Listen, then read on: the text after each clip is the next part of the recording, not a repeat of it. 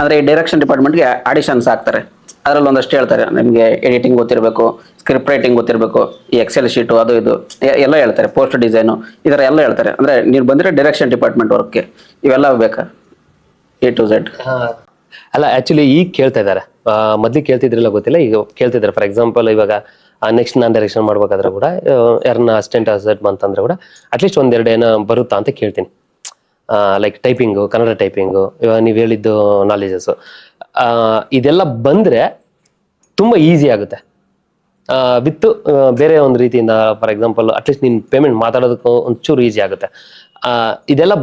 ಇದೆಲ್ಲ work, system work ಆಗಲಿ, ಇವಾಗ ನೀನು ಹೇಳಿದ್ದು ಪೋಸ್ಟರ್ ಡಿಸೈನು, ಎಡಿಟಿಂಗು ಇವೆಲ್ಲ ಬಂತಂದ್ರೆ ವರ್ಕು ಸಿನಿಮಾ ನಿನಗೂ ಕಲಿಯೋಕ್ಕಾಗುತ್ತೆ, ನಿನ್ನ ಕಡೆಯಿಂದನೂ ಸಿನಿಮಾ ಕೊಡೋಕ್ಕಾಗುತ್ತೆ. ಬಂದ್ರೆ ಇನ್ನೂ ಚೆನ್ನಾಗ, ಬರಲಿಲ್ಲ ಅಂದ್ರೂ ಮಾಡ್ಬೋದು.